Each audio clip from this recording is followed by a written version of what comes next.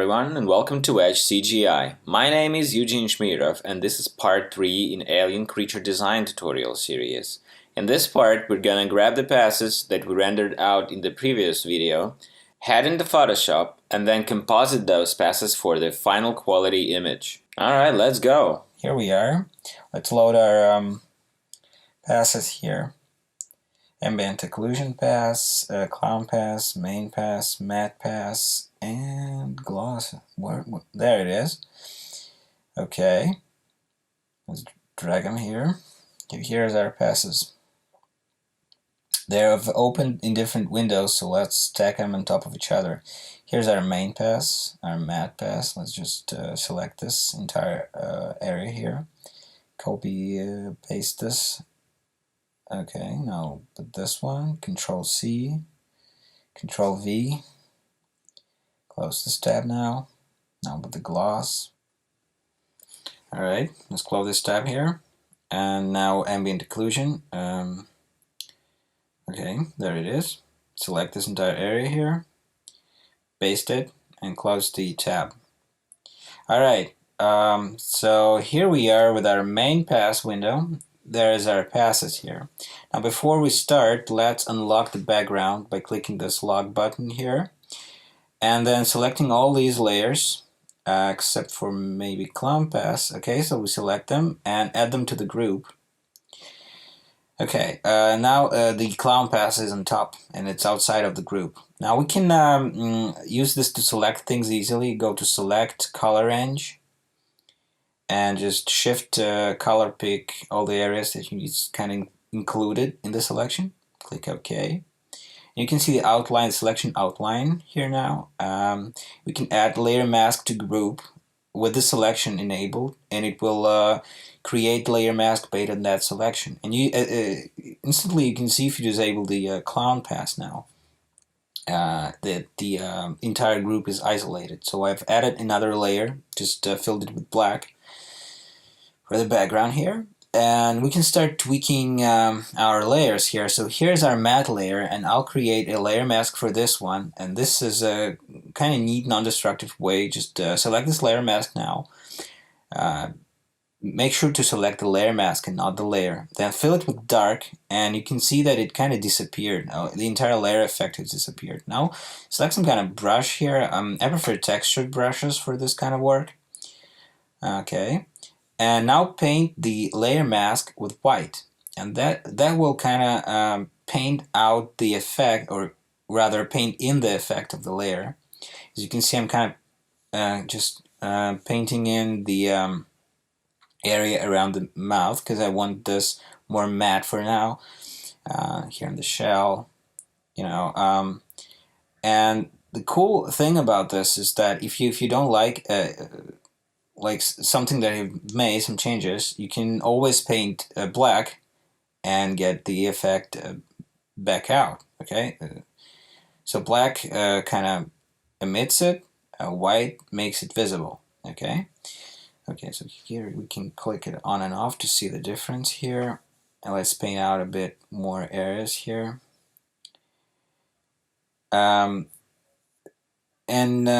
It's way better than erasing because you can always delete layer mask and redo it if you want to. Now with gloss, let's change the blending mode to let's change it to lighten or screen. Okay, screen will do, I guess. Now layer mask again, fill it with black. Okay, select some brush, make it white, and start painting in with white, and where you paint with white, the gloss will come out. Now I want some more gloss here in shell. Here at the rim light, kind of make it pop a bit more. Okay, around the mouth, obviously, around the eyes. Okay, these are like generally wet areas, kind of trying to push that glossiness around those duct-like tubes in his mouth and in his ear, the back of his head, where all the like weird compressed back organs are located. Here around the nose. Kind of want to make him feel like he's amphibic, or like, get more water in there. Okay, lips.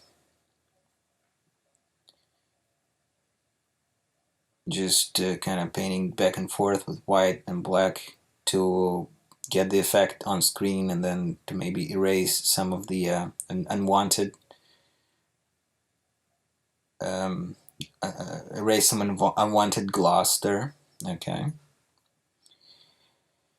Okay, so here maybe some, yeah, especially like I'm kind of trying to push it a bit here on the throat. This compressed back kind of looks dull for now. I want this to be more, to be more visible, to kind of have more attention to this. All right.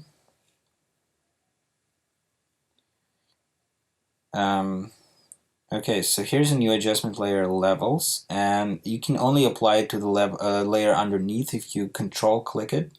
There's a little arrow like 90-degree arrow button here, and this means that it's clipped to the layer below, and you can only now it will only affect the layer that it's clipped to. Here I kind of tweak the levels a bit because I want this the whole gloss to be more contrasty and kind of make it feel a little more wet, moist. Okay, let's paint out some of those glossy speculars here, because since we've applied our levels, it's a bit too much now. And maybe paint some of them back in, especially in the eyes. I'm kind of trying to push the wetness of the eyes here. Okay, just adding moist here and there. As you can see, I'm still kind of trying to push those back in, and painting in and out the black and white.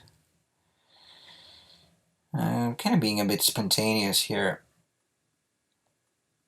I don't know, making adjustments as I go. Okay, I'll flip the canvas to see, kind of look at it from a new angle. Kind of good practice. Really, you should really do it, because it kind of immediately enables you to spot more, spot all the things that you might have missed, all the mistakes you might have done. Okay, I really want to focus here on the face, because eventually some of his chest might get cropped out. But the face is like a focus area for us here, and really want to detail that out. Okay, some different textures here, textured brushes.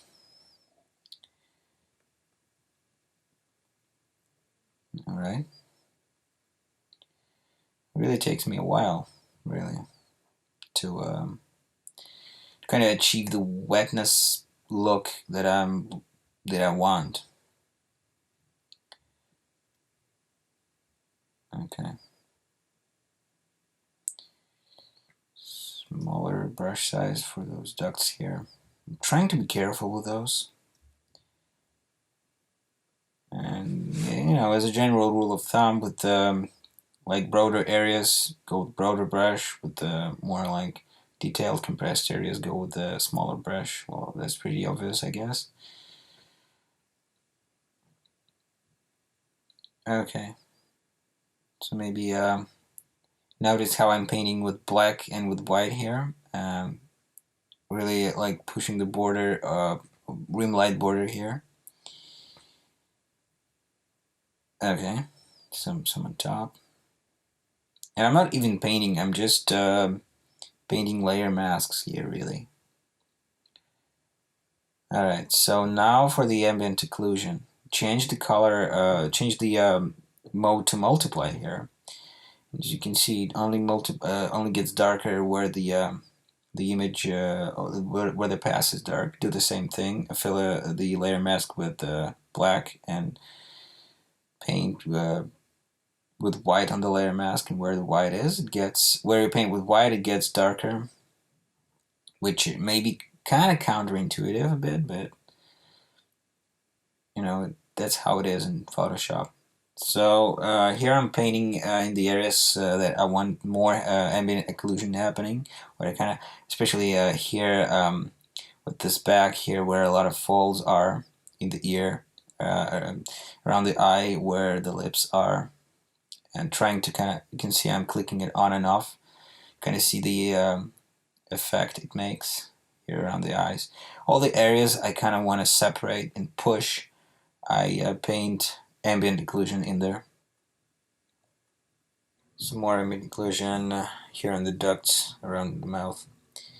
It kind of helps to bring some of those details up front, especially since subsurface scattering materials or any translucent materials that involve like subsurface scattering kind of loses the details, even if you punch them in with normal maps or even displacement maps and other rendering engines. All the the effect itself, it kind of loses the details. The idea behind it is losing the details.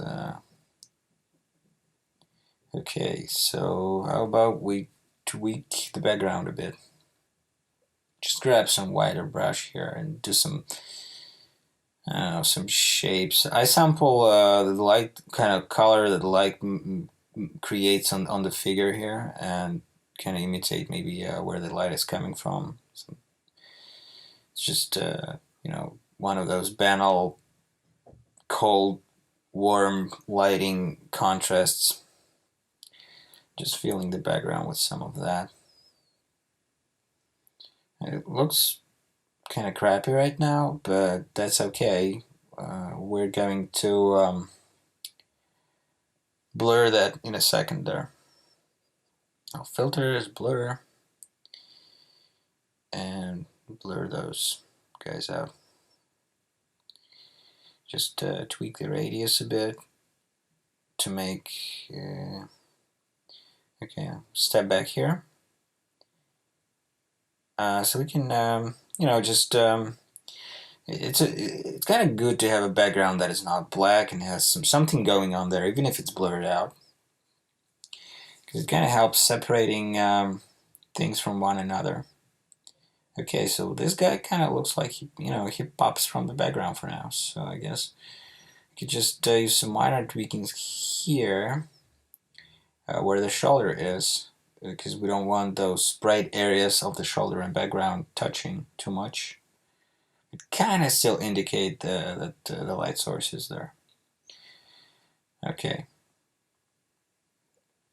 So here I'm creating new adjustment layer curves, and I'm setting it on top of all the other layers, and just brighten the whole thing a bit, just tiny little bit. Don't, with curves you don't want to use them too much. You don't want to make the curve really bend. You want to just tweak it a little bit for a more natural effect, for like color grading film look. I have another curves adjustment layer. Now let's go with per channel. If I start with blue, I want more blue in the shadows, so I just drag the lower left corner pin here, and in the middles here I want less blue. The green is opposite. I'm gonna kind of experimenting here.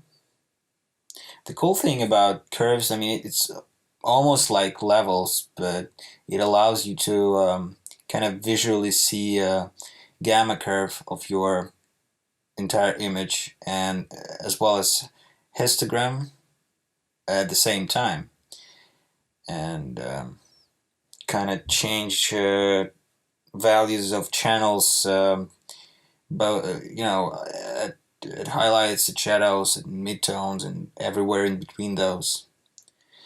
Okay, now it kind of looks more filmy. Okay, let's create the eyes now. Here's a new layer. Set it below curves and switch the curves off for now.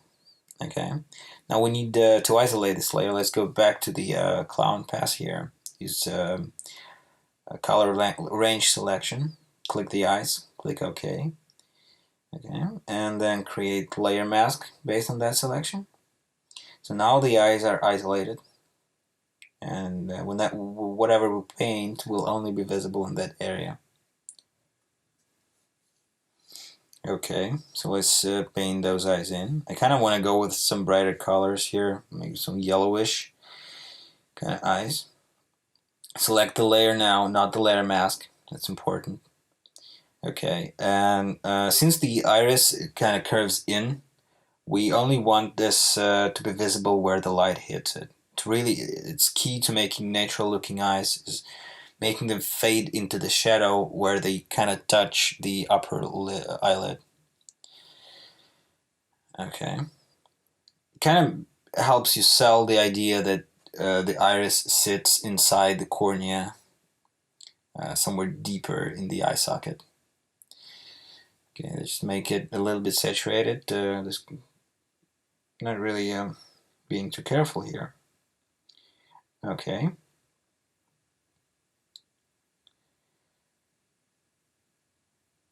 And texture, and then kind of we don't have any specular from our 3D rendering, so I'll just paint some specular on top of that.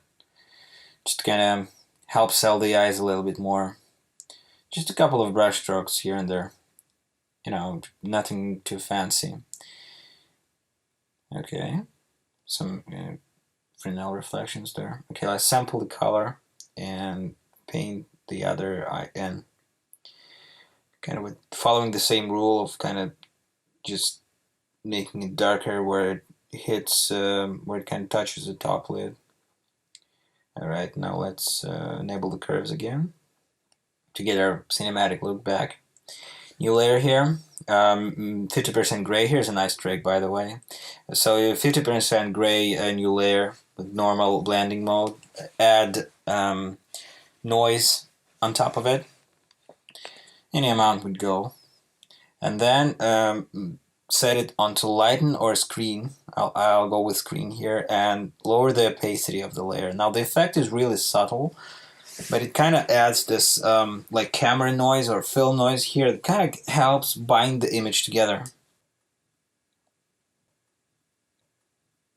Now the other thing that we might do here is add chromatic aberration effect. Now some people do it with lens correction plugin in Photoshop. I kind of like doing it manually.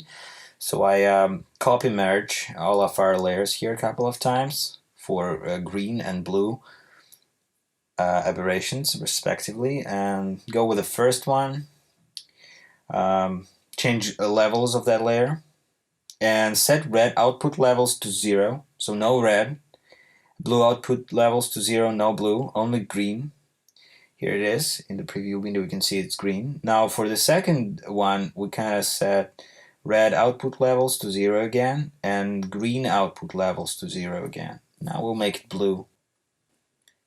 Okay, now both layers need to be on lighten blending mode. Okay, now let's select the first one, the green one. Either hit V or select this move instrument here.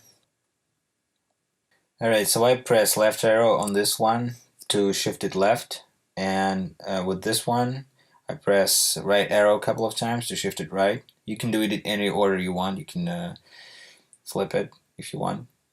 Okay, so now let's group those guys. And we might want to move the noise layer on top of those. Now here's another trick that kind of helps push the details a bit more further. If you copy merge all the layers now, including the chromatic aberration, and then go to filter, stylize, emboss here, and with height of 1, angle minus 90, and amount of 500, click OK. Now we have this ugly thing here. And then we set it to overlay. You can see it kind of pushes the details, almost working like a bump map, would in a 3D application. Alright, so let's tweak layer opacity here to kind of fit your needs. Set it to maybe 50 or 60 here.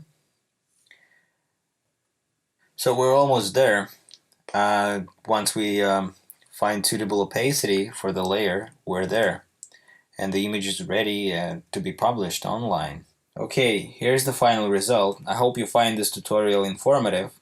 And thanks for watching Edge CGI. If you enjoyed this video, don't forget to subscribe, like, and share. Bye!